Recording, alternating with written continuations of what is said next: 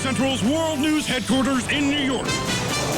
The Daily Show with Trevor Noah presents Your Moment of Them. The Best of Michael Kosta, Volume 2.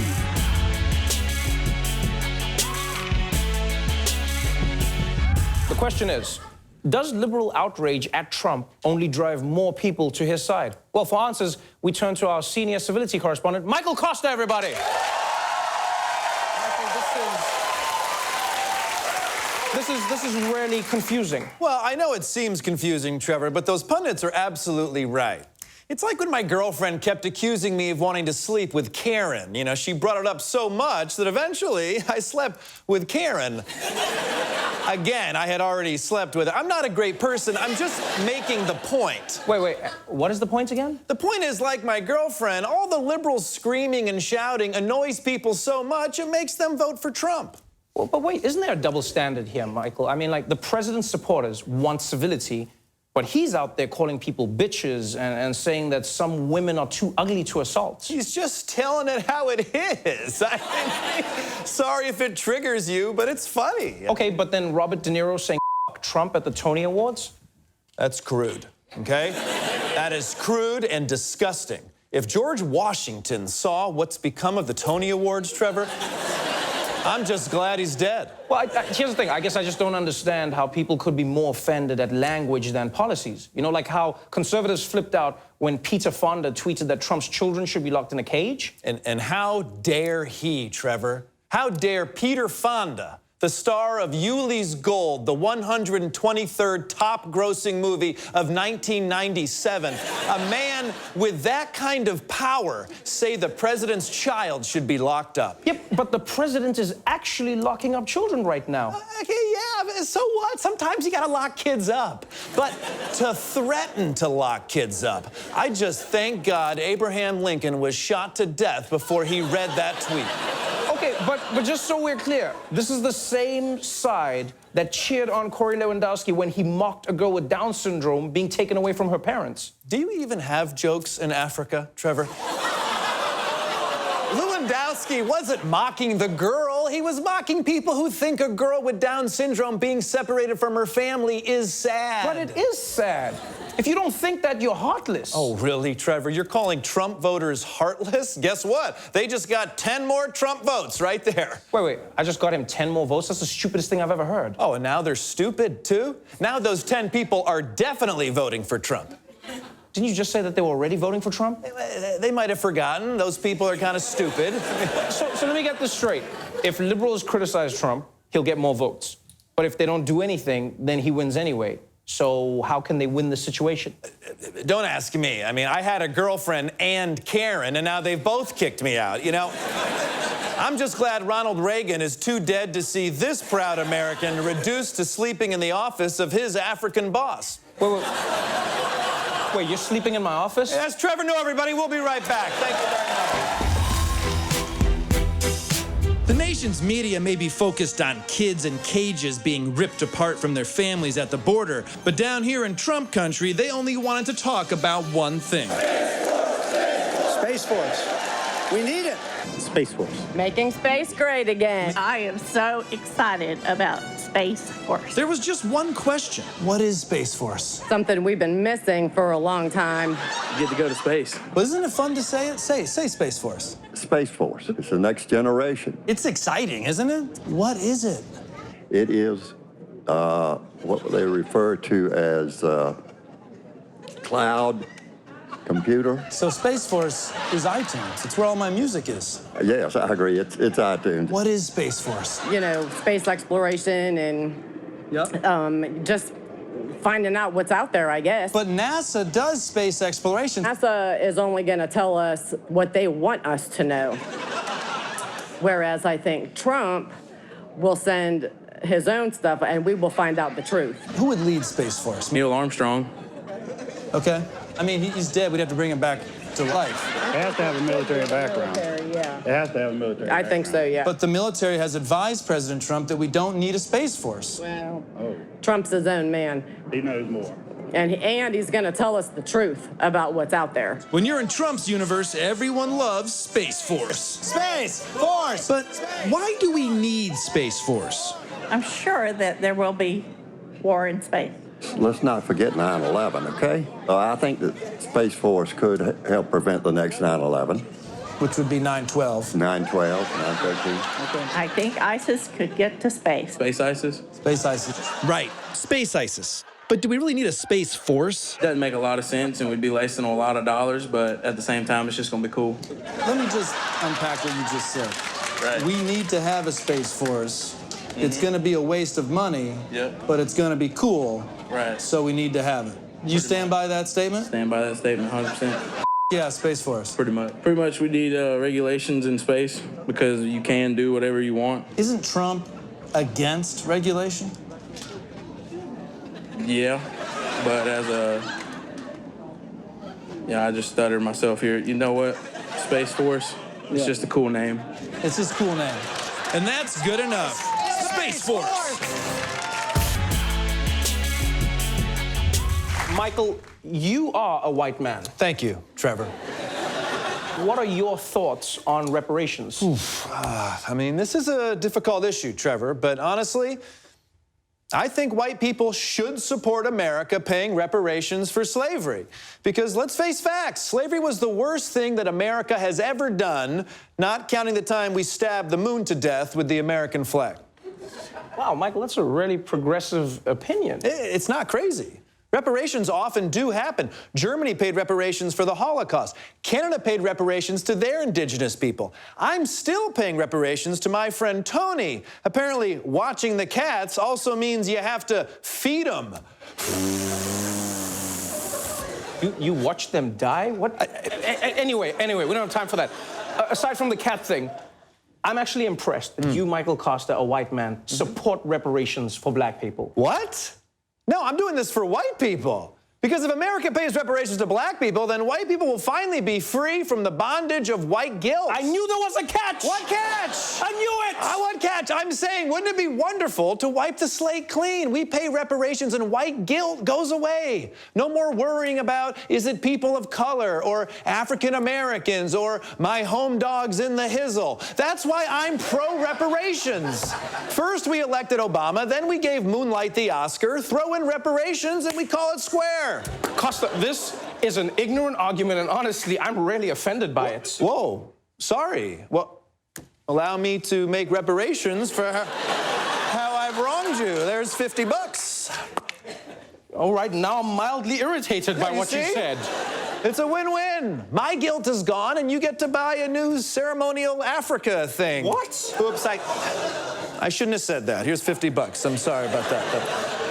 You know what, I'm not liking what you're saying, but I like this idea. I'm not gonna lie. Exactly. And that's just the beginning of what white people can do once we've atoned for the past. We can finally cornrow our hair, and we can say words like on fleek, and finally, thank God, I can be rude to a black person and not have them think I'm racist, just that I'm a douchebag. So, to all my fellow white home dogs in the hizzle, I gotta say, get on board with reparations, because a wonderful, guiltless day awaits us. A day when we can shake our dreadlocks in the sun, and I can shout, free at last, thank God Almighty, we're free at last. Michael Kosta, everyone. Here are people who think they can shame Stephen Miller into changing his mind, and here are people who think they can insult Stephen Miller into changing his mind. But what they don't get is that Stephen Miller, as my chart explains, he's actually above it all, okay? See what I mean?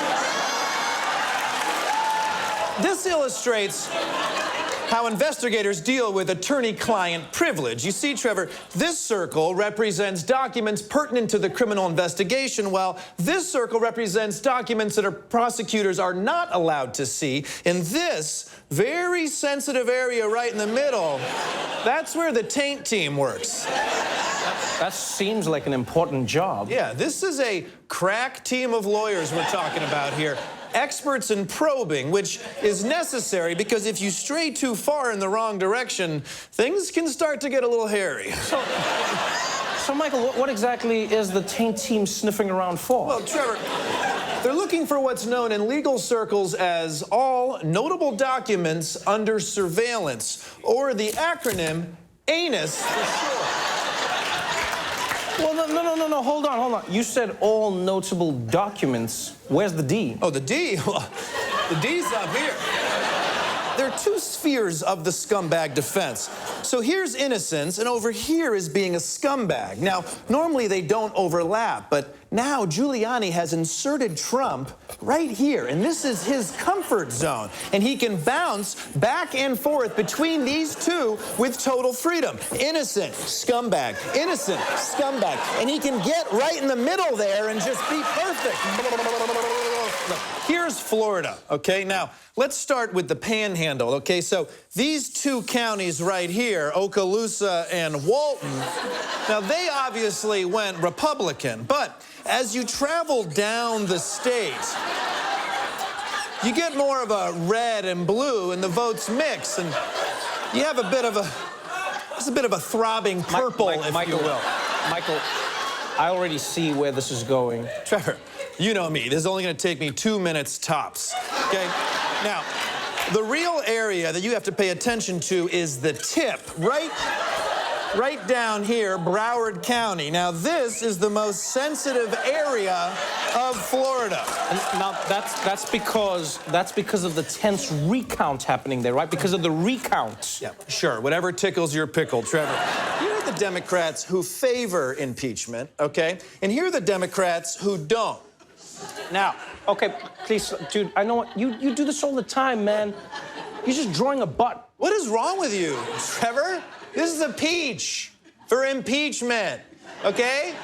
But if you're not ready for impeachment, there's another option that's only 2 inches away, and a lot of people believe it doesn't technically count. Okay, you know what, I'm stopping this. Wait, I haven't even drawn the dick yet. Every time I come out here, you have me holding a chart of a penis or a butthole. You know that I don't even tell my family I work here? They think I'm an intern for ISIS. America loves guns. Hell, I love guns, but I also hate guns. Another mass shooting in America. Another mass shooting. Yet another mass shooting. So I was wondering, what if there was a world where people could keep their guns and have no mass shootings? Welcome to Switzerland, a neutral country most known for its cobblestone streets, perfect for skipping, its clocks, sophisticated pocket knives, and guns. Turns out peaceful Switzerland is one of the most heavily armed nations in the world. And like America, they love their guns. Yet they have almost zero gun violence. How the f*** is that possible? Luckily, I ran into an expert. Is that a gun in your pocket, or you just... Oh, no, that's a gun. Meet Miko. For 20-plus years, he's been a firearms instructor for law enforcement personnel, military, and special forces. He also happens to be one hunk of a man. So, Thor, tell me about Swiss gun culture. We respect the guns because we have a mandatory service. Every man goes to the army, they get a training in the rifle in case of invasion. Which, to be fair, is a real threat, since the last time Switzerland was invaded was in 1798, before color was invented. I think the gun culture in America is getting out of hand. This is a joke. There should be common sense gun laws. Common sense. That's not our strength. Yeah, I've noticed that. Yeah, well, I can say that, but I don't like it when you say that. Okay. But what we do have is that good old American gun freedom. You know how easy it is to get a gun in the U.S.? I just go to Walmart, give them the money, gun. I know. My uncle crazy. Paul, out of his truck, he's got a bunch of guns. My brother Todd has a gun. You want to use it? Boom, borrow it for the weekend. That's nice. Not really. In Switzerland, you can get a gun from your grandparents or from your father, but you still have to do the paperwork. Even if I get a gun from my grandpa, I still got to tell the cops about it? Yeah. That's crazy, because in most states in America, you can buy a gun almost immediately without any background check. How many school shootings have there been? None. What about malls? People shoot? No. What about, like, major holidays? People get shot up at major holidays here? Nothing. Come on, with all those guns, they had to have at least one mass shooting somewhere. After weeks of research, I discovered there was, in fact, one mass shooting in the Swiss parliament in 2001. But they haven't had one since? C'est incroyable. You had a mass shooting 17 years ago. We have one every 17 minutes. Il y a eu des changements. Par exemple, les munitions sont plus emportées avec les armes. This is something that I'm having a hard time comprehending. You learned from a mistake, and you made an improvement in the law. That's so Europe. And while Switzerland's last mass shooting was in 2001, America has had, no, keep going, no, more.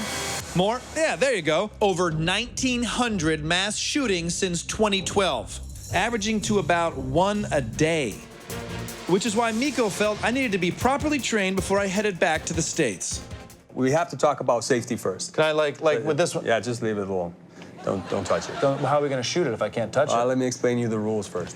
So, number one thing that you have to remember is that you always treat the guns as if they're loaded, because probably most of the accidents that happens with empty guns. All right, so this one here, don't touch it.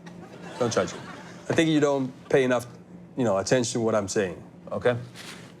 I'm listening. So you just have to follow 4 simple rules. Number 1, you treat the guns always as if they're loaded. Number 2, you never point anything that you're not supposed to. Number 4, I got a feeling that you're not paying attention enough. What? No, I am. Let's do it. Let's blow some shit up. Miko, when you load these things, you ever get a little bit of a erection? Do exactly what I say, okay? Okay. All right, pay attention. Pay attention. Okay, and slowly press back until the gun goes off. Jesus! This scares the shit out of me. I'm glad we had that safety instruction. This is the dream. Shooting guns without the fear of getting shot. This is where America should be. All we need to do is keep ammo separate and have universal criminal and mental background checks. Have extremely strict open carry laws, justification for ownership, send written requests to authorities, and basically just change our entire gun culture. We can do that, right? It's not really that fun when you keep shitting yourself. You get used to it. I'm a lot of things. A son, a brother, probably a father, but most importantly, I'm a Michael. So for my year-end look back, I want to focus on all the tremendous news made by people named Michael. Yes, 2018 was a year dominated by the Michael community, from actor Michael B. Jordan, who blew everyone away in Black Panther, to Hurricane Michael, who blew everyone away, period. But which Mike made the biggest spike? Well, let's find out with Michael Kosta's Top Michaels of 2018. Sponsored by Michaels. Need a popsicle stick and some styrofoam in the shape of a cone or whatever, and you're also a hermit who hasn't heard of Amazon? Then go to Michaels. All right, coming in at number 5, we've got Michael Wolff, who kicked off 2018 with Fire and Fury, his salacious Trump White House tell-all that was an instant bestseller, totally eclipsing my book, Kosta's Rasta Pasta, 10,000 Jamaican spaghetti recipes you didn't know you needed, man. At number 4, it's world's most annoying lawyer and mobster caveman, Michael Avenatti, who made headlines representing adult film star and former Trump mistress Stormy Daniels. Now, despite never actually winning a case for his client, Michael A. spent 2018 making appearance after appearance pretty much anywhere that would have him. Avenatti started the year unknown and ended up on television all the time, and what we TV professionals call a reverse Matt Lauer. And the number 3, Michael, it's the 1996 John Travolta classic, Michael. I watched it 45 times this year. And let me tell you, it does not hold up. In the number 2 slot, it's former Trump attorney Michael Cohen. Yes, he's going to jail for 3 years, but he might also bring down a president. In my opinion, that would make him the Michael Jordan of Michaels. And that brings us to the moment we've all been waiting for, the Michael of the Year.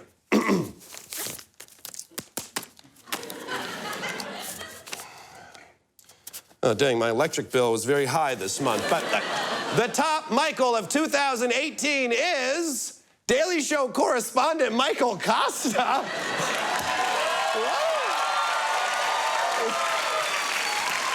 That's right. From his super viral Year in Michael segment to his beloved and sophisticated social commentary, Michael K. truly made 2018 his bitch. So here to present the Best Michael Award, or Emmy, is Netflix's own Trevor Noah, ladies and gentlemen.